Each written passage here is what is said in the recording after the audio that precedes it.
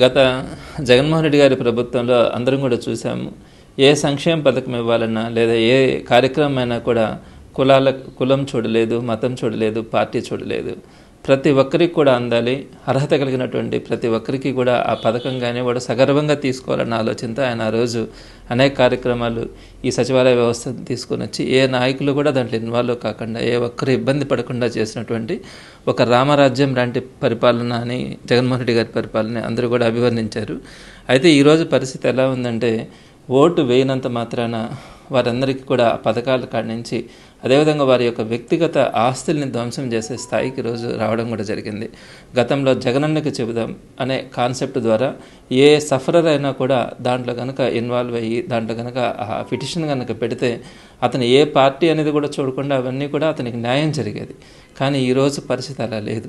నేరుగా ఓటు వేయలేదన్న ఒక కారణంతో వారికి తీవ్రమైనటువంటి నష్టం కలిగించడం, ఆర్థికంగా కానీ ఆ విధంగా భౌతికంగా కానీ దాడులు చేయడం కూడా, ఇవన్నీ కూడా ప్రజాస్వామ్యంలో ఒక వినూత్నమైనటువంటి ఒక కొత్త వ్యవస్థకు వారందరూ కూడా దారి తీస్తున్నటువంటి పరిస్థితి మనం చూస్తూ ఉన్నాం.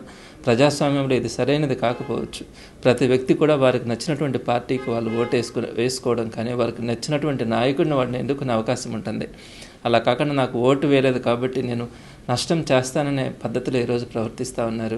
చాలా దారుణంగా అనిపిస్తూ ఉంది. ప్రధానంగా మన నెల్లూరు జిల్లాకు వచ్చేటప్పటికి చాలా చోట్ల అందరూ కూడా చూస్తూనే ఉన్నాం. ప్రతిరోజు కూడా అక్కడ దాడులు జరిగినాయి, ఇక్కడ ఆస్తి నష్టాలు కలిగించినారనే విధాలను మనం చూస్తూ ఉన్నాం. అయితే జగన్మోహన్ రెడ్డి గారు ఒకటే చెప్తా ఉన్నారు, మీరందరూ కూడా నాయకులకి, అక్కడ ఉన్నటువంటి వైఎస్ఆర్సీపీ పార్టీకి పనిచేసినటువంటి వ్యక్తులకి నష్టం జరిగినప్పుడు మీరందరూ కూడా వారికి అండగా ఉండండి అని జగన్మోహన్ రెడ్డి గారు చెప్తా ఉన్నారు. ఇందులో భాగంగానే ఇప్పటికి ఎలక్షన్ అయ్యి సుమారుగా ఒక నెల రోజులు మాత్రమే అయింది. నెల్లూరు జిల్లాలో ఆల్మోస్ట్ మరలా వైఎస్ఆర్సీపీ తిరిగి పుంజుకునిందనే చెప్పాలి. ఇటీవల కాలంలో జగన్మోహన్ రెడ్డి గారు నెల్లూరులో పర్యటించినప్పుడు అద్భుతంగా వచ్చినటువంటి రెస్పాన్స్గా, అలానే ఎక్కడైతే ఈ సఫరర్స్ ఉన్నారో, నష్టం జరిగిందో కార్యకర్తలకి, వారందరినీ కూడా ఒక భరోసా కలిగించడానికి 15 రోజుల క్రితం మేము నెల్లూరు జిల్లా పార్టీ ఆఫీసులో ఎమ్మెల్యే ఇంకా పోటీ చేసినటువంటి అభ్యర్థులు కానీ మిగతా నాయకులందరితో కూడా ఒక సమావేశం ఏర్పాటు చేసుకొని ప్రతి నియోజకవర్గంలో కూడా మనము కార్యకర్తల సమావేశం ఏర్పాటు చేయాలి, కార్యకర్తలకు ఒక నమ్మకాన్ని, భరోసా కల్పించాలన్న ఆలోచనతో ఆ రోజు పెట్టుకోవడం. అదేవిధంగా రూరల్ నియోజకవర్గంలో కూడా దాన్ని కంప్లీట్ చేశాము. రేపు అంటే 10వ తారీఖున ఆత్మకూరు నియోజకవర్గంలో ఈ కార్యకర్తల సమావేశం ఏర్పాటు చేయడం, అక్కడ ఎవరైతే ఇబ్బంది పడుతూ ఉన్నారో వారందరికీ కూడా అండగా ఆ సమావేశాన్ని, ధైర్యాన్ని కల్పించేలాగా ఆ సమావేశాన్ని కూడా ఏర్పాటు చేయదలుచుకున్నాం.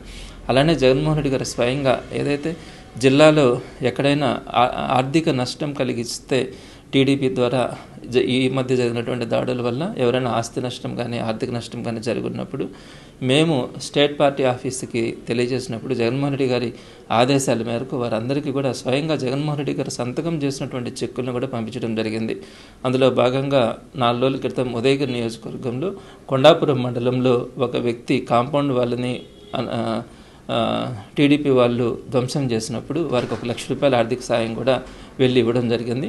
అదేవిధంగా కావలి నియోజకవర్గంలో కూడా 3 వ్యక్తులు, దగదర్తి మండలంకు సంబంధించినటువంటి 3 కార్యకర్తలకు సంబంధించి, పేద కార్యకర్తలకు సంబంధించినటువంటి ఆస్తి నష్టం సంభవించింది. వారికి కూడా చెక్కులు రావడం జరిగింది, వాటిని కూడా ఇవ్వడం జరుగుతుంది. ఇలా జగన్మోహన్ రెడ్డి గారు ఎప్పుడూ కూడా కార్యకర్తలకి, నాయకులకి, తనను నమ్ముకున్న వాళ్ళకి అండగా ఉండాలన్నటువంటి ఒక గొప్ప ఆశయం కలిగినటువంటి వ్యక్తి. ఆయన ఆధ్వర్యంలో పనిచేస్తున్నందుకు నేను కూడా ఎప్పుడు గర్వపడతాను. తప్పకుండా వైఎస్ఆర్సీపీని రాష్ట్రంలో అలానే జిల్లాలో మరి ఇంతకుముందు ఏదైతే ఉత్సాహంగా పనిచేస్తున్నదో క్యాడర్, ఆ పరిస్థితిని తీసుకురావడానికి తప్పకుండా ప్రయత్నించడం జరుగుతుంది.